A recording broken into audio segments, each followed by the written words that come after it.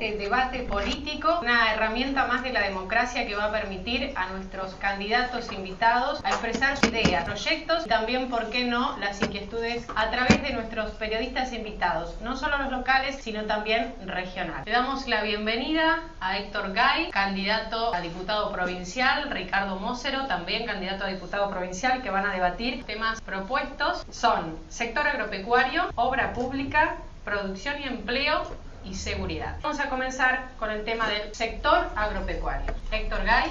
El tema agropecuario, de más está decir que es muy sensible para toda esta sección electoral, en la medida en que aún las grandes ciudades y los centros urbanos tienen cierta dependencia del sector agropecuario.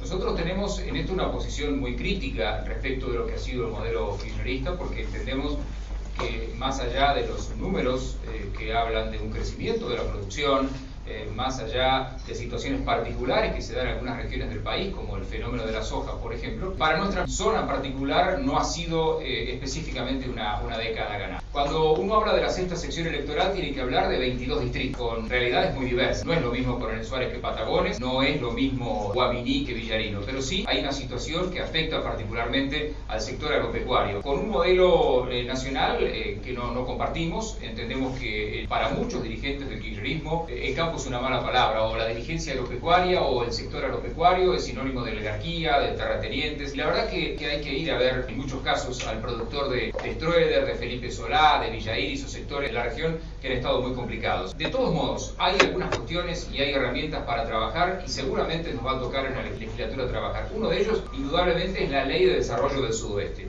Una muy buena herramienta que se trabajó durante mucho tiempo, una herramienta que se plasmó en una ley interesante que tiene un principio que es básico, establece que esta zona es diferente. Cuando se establece que esta zona es diferente, con algunas subregiones y particularidades para apuntar a lo que decíamos, que no es lo mismo Suárez que Patagones, se establece un principio interesante para a partir de eso desarrollar políticas diferentes. Entonces se puede manejar desde el punto de vista impositivo, de reconversión productiva, de distintas asistencias, teniendo como premisa que esta es una zona diferente. Ahora, eso quedó plasmado en los papeles, pero no en la realidad. A los productores en general no le ha llegado, porque evidentemente no se han ejecutado las partidas correspondientes. Un ejemplo, en el último año había 48 millones de pesos dispuestos para la zona del sudoeste. No se ejecutó, se lo utilizó para otras cuestiones y en eso hay que trabajar. Mócero. Yo no comparto que el gobierno, yo creo que las entidades ruralistas lograron un enfrentamiento en una época que justamente coincidió con una época de sequía. Entonces se logró un enfrentamiento tan grande entre las entidades del gobierno que hizo pensar que el gobierno está en contra del campo. Y esto de ninguna manera es porque yo creo que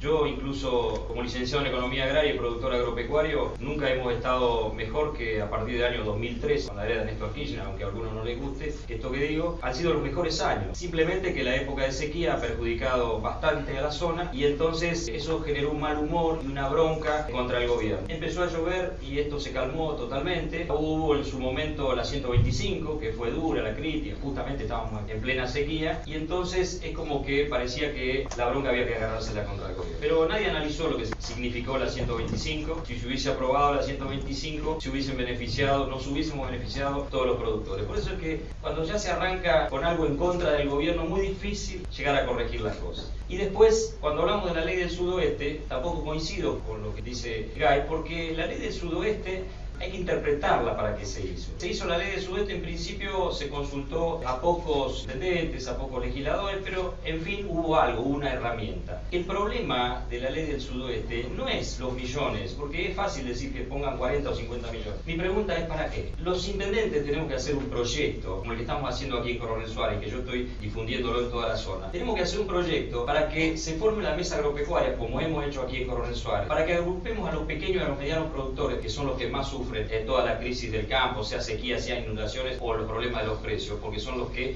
menos rentabilidad tienen. Entonces, cuando se hagan proyectos coherentes, porque en algún momento alguien dijo que lleguen tantos millones, los intendentes sabemos cómo repartirlo, de ninguna manera. Tiene que haber un proyecto. Nosotros estamos elaborando y previendo presentar en la legislatura, ni bien traemos algo que fue parecido al Plan Balcarce, un plan para la ganadería, para los pequeños y los medianos productores. Estamos con un fondo rotativo de trigo que se tendría que hacer en toda la región, en todas las cestas, como lo hacemos aquí en Coronel Suárez. Sabemos cómo se debe hacer y beneficia a los pequeños y medianos productores. Entonces yo creo que lo que hay que hacer es tener voluntad para poder trabajar con el sector agropecuario como lo hacemos. Obra pública. Comienza Ricardo. Bueno, yo creo que jamás en la vida tuvimos la obra pública que tuvimos con el gobierno a partir del año 2003 en la era de Néstor Kirchner. Cuando pensábamos en viviendas sociales, por ejemplo, tuvieron que pasar 20, 30 años para que se puedan elaborar planes de viviendas, 30, 40 viviendas por año. La verdad que no beneficiaba a nadie y sí enojaba a la población. Néstor Kirchner inauguró un periodo en el año 2004-2005 donde se hicieron más de 300.000 viviendas en todo el país. Y la gente tuvo oportunidad, todos aquellos distritos que teníamos un banco de tierra, que teníamos terrenos, tuvieron la oportunidad de construir su vivienda. Obviamente que hay muchas obras de infraestructura que también se hicieron, pavimento, cordón cuneta, gas natural, llegó a distritos que se pensaba que nunca iba a llegar. Nunca, jamás en la vida he pasado 18 años de intendente y los últimos 10 años hemos visto el crecimiento de todo el país a través de la obra pública. Y yo creo que falta todavía por hacer, faltan rutas, faltan infraestructuras de energía, pero estamos continuando algo que arrancó parece mucho hace 10 años, pero verdaderamente con la obra de infraestructura que se había paralizado, que se había estancado en el país años anteriores al 2003, los que tienen memoria recordarán esto, que no se hacía absolutamente nada. Nosotros habíamos pasado 8 años y hacíamos algunas cuadritas de asfalto y algo de gas natural. Sin embargo, a partir del año 2003 hicimos 1.600 viviendas, hicimos más de 400 cuadras de pavimento y esto se repitió a lo largo y a lo ancho de todo el país. Por eso yo creo que la infraestructura todavía nos falta. Yo he recorrido la zona y, por ejemplo, no podemos creer que Médanos todavía tenga problemas de agua. Por eso estamos trabajando en un proyecto con la Nación, con el ENOSA, para hacer un acueducto que va a beneficiar a la parte de Médanos, y no solamente con el agua potable,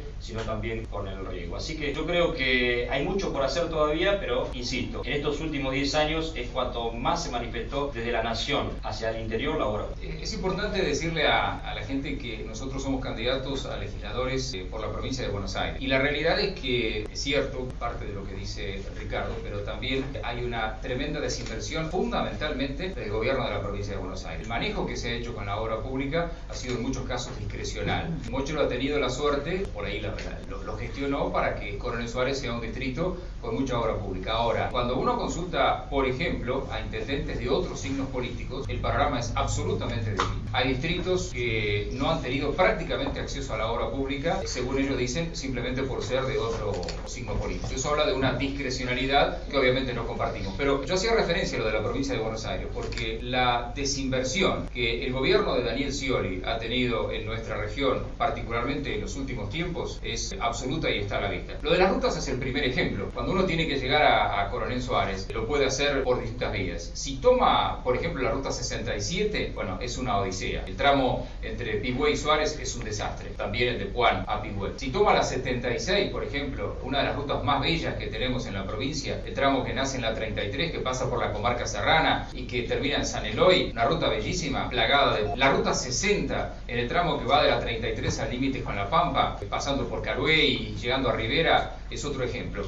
Y en estos tiempos en que uno recorre, podemos hablar de la 65, podemos hablar de la 85, de distintas rutas que tienen una desinversión notable. La 51, una ruta vital en esta sexta sección, y no ve prácticamente nada. Hoy ni siquiera se está cortando el pasto, entonces habla de una notable desinversión. Pero las rutas es quizá lo primero que se ve respecto a desinversión en obra pública. Los hospitales. Hoy el Hospital Pena de Bahía Blanca, el principal hospital regional, está decayéndose y agotando sus insumos porque se terminó el presupuesto del año. El tema de las escuelas en ciudades, por ejemplo, como Bahía Blanca, es lamentable y paupérrimo. O sea que, si bien es cierto que sobre todo en los primeros años se hicieron obras, hay una enorme desinversión. Y no quiero olvidarme de viviendas del Plan Federal que en algunos casos están paradas hace muchísimo tiempo. Producción y empleo, y la pregunta sería ¿cómo se genera mayor y mejor producción y empleo? Vuelvo a una cuestión que me parece que nos debe ubicar, insisto, en el contexto de lo que vamos a poder hacer y donde nos vamos a poder desempeñar, que es en la legislatura de la provincia de Buenos Aires. Entonces, a veces, si bien son válidas las experiencias locales, obviamente, de alguien que gestionó como intendente, o lo que se puede hacer a nivel nacional, es bueno decirle a la gente qué podemos hacer nosotros como legisladores, porque en definitiva esa es la tarea, una tarea que para los dos va a ser nueva a partir de diciembre. diciembre, obviamente en la legislatura. El tema es uno de los temas centrales que se plantean en cada uno de los distritos que uno visita. Quizá Coronel Suárez, y tengo que reconocerlo, es un poco una excepción. Pero aquí muy cerca, si vamos a Coronel Pringles, por ejemplo, y aquí hay representantes de ese distrito, hay un enorme déficit de trabajo, sobre todo en el primer empleo, que es el tema que está haciendo emigrar a los jóvenes de los distintos lugares. El sector agropecuario, obviamente, en esta década, y no coincido con mucho lo que es una década de exuberancia, hay que ver lo que pasa con el trigo, lo que pasa con la ganadería, los horrores que ha hecho Moreno y demás.